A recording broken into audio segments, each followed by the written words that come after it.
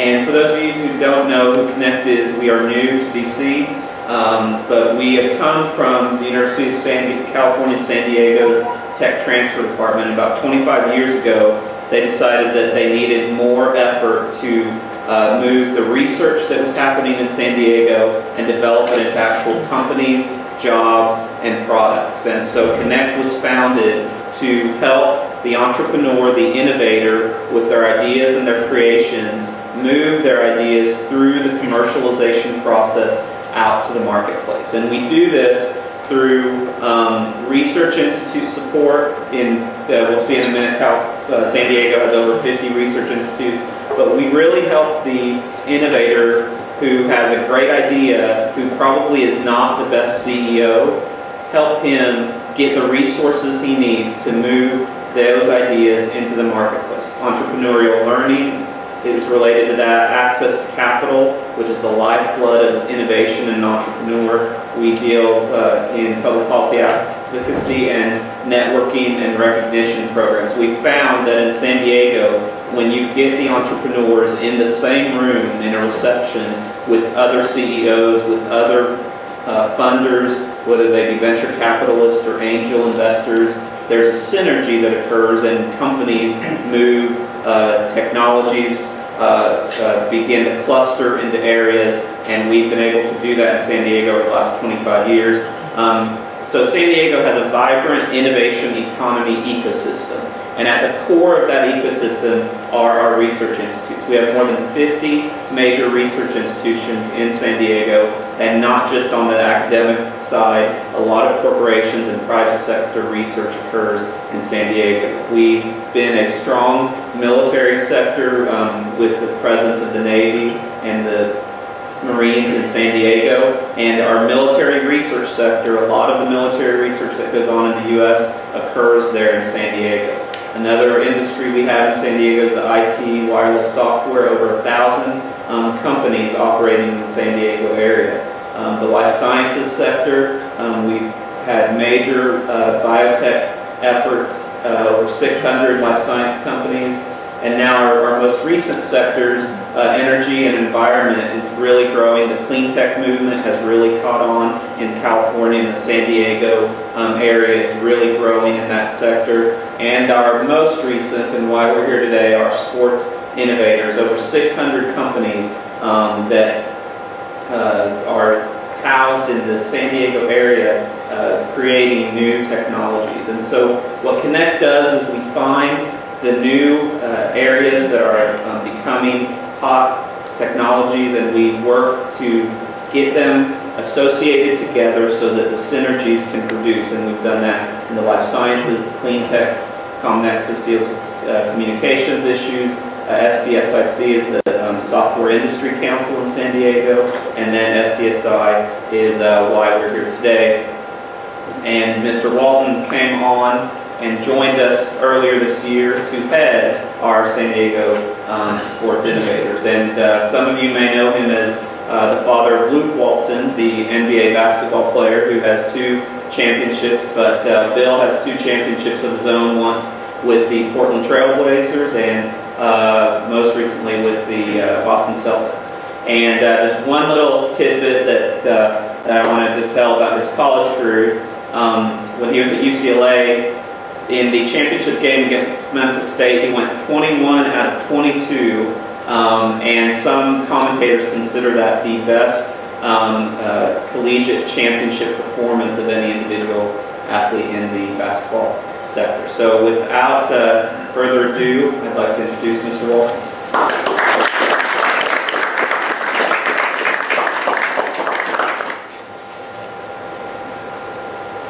I'm Bill Walton. I'm a San Diego native and a lifelong resident. I am not a scientist, I'm not an engineer, and I've never run a company. But I am a college graduate, UCLA, 1974. Coach Wooden, in reference to the game that Tim was speaking of, told me to the day he died, January 3rd of this year at 99, that Walton, I used to think you were a good player until you missed that one shot. As a college graduate for 36 years, my parents most unathletic people you've ever seen. Never shot a basket with my dad. Saw him run one time at the church picnic. My mom, our town's librarian, they would ask me every day. I've been to the same home for 57 years, my entire life. Mom lives there to this very day. My dad passed 5 years ago. They ask me daily, say, Billy, did you ever get a job?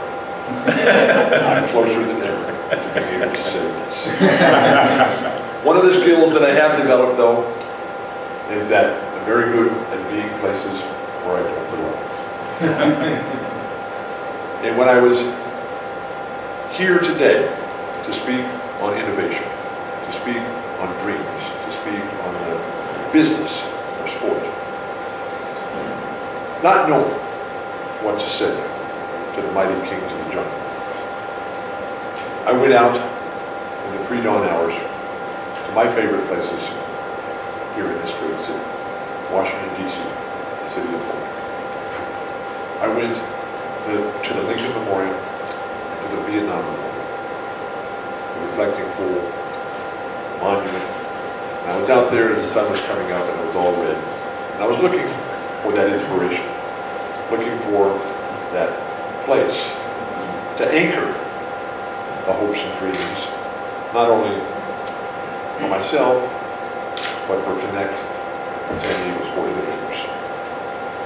And while generally my inspiration and the innovation and the new ideas come from people like John Walton, who was the single most important, influential, inspirational person in my life, and Larry Bird, who was the greatest player that I ever played with, the singer-songwriters, Jerry Garcia, Bob Dylan, Neil Young. I found today the inspiration from Tchaikovsky, the incredible musician from Russia so many years ago. And I had the privilege of just listening to Tchaikovsky's music performed by our great San Diego Symphony on the waterfront over Labor Day weekend as the symphony closed down their summer pops season. That night, a young violinist, 15 years old, came up and put on a remarkable, innovative, inspirational, aspiring program. It really drove me to new heights. And when the intermission came, learning about him and getting his story, I was in great anticipation of what was going to happen in the second set. Because I'm a dead man, and we always know that that started the second set. And that started the second set. That's where it really gets jammed. So while I was hoping for something like Scarlet Begonia or Fire on the Mountain, what we got from Tchaikovsky to start that second set was a child's dream. And that's really what my life has been about. Because here I was, little Billy Walton with his red hair and his freckles and his big nose and his goofy, nerdy-looking face and his horrendous speech impediment growing up in San Diego, but dreaming about being part of something very, very special. And I had that privilege, I had that opportunity of being part, ultimately, of 3 of the greatest teams in the history of basketball. The UCLA Bruins with John Walton, whose record still stands today, 40 years after we started. The Portland Trailblazers, where I played my best basketball. The Portland Trailblazers, who became the youngest team in the history of the NBA to ever win the championship. And then the Boston Celtics, my boyhood dream team. Even though I grew up in the heart of Laker country, I was a Boston Celtic fan because, singularly, of Bill Russell. My boyhood athletic heroes were Bill Russell and Muhammad Ali. Dreamers, visionaries, inspirational forces who sacrificed everything they could so that other people's dreams could come true. When I had the privilege and pleasure and honor and humble good fortune of playing for John Walton, what did we learn from him? We learned how to think, we learned how to compete, we learned how to build. Coach Walton, he was an English teacher who happened to have young men under his athletic supervision in the afternoon. Coach Walton was uncomfortable with the grading system that would allow people who had natural gifts but didn't work very hard to succeed, yet penalize people who worked with everything they had because they didn't have the good fortune or maybe the genetics or maybe the opportunities out in life they could not ever make it. So he came up with his pyramid of success, something that he spent 14 years working on, all based on the human values and personal characteristics that would determine if you developed these and incorporated them into your life, if you would have a chance at winning. And that's what we are all about, Connect, a nonprofit, business accelerating trade organization that helps people free of charge to achieve their dreams. So when you look and think about those human attributes and personal characteristics embodied in the pyramid of success, on the cornerstones, industriousness and enthusiasm. Do you want it? And how hard are you willing to work? Friendship, cooperation. Those are the elements of working with others to build a team. Loyalty in the middle. That's the bottom tier, the foundation. The next tier up is all about the personal, individual ones that you're faced with when you pull that door closed at night. It's just you. It's awfully easy out there when you're on a great team. But when you're all alone and you're faced with the most difficult of questions, intentness, initiative, alertness, and self-control. Those have always been the most difficult for me. As Coach Wood regularly pointed out, Walton is the slowest learner that's ever been. Then as you move up the pyramid, you get to that middle tier. Physical fitness, skill development, and commitment to the team.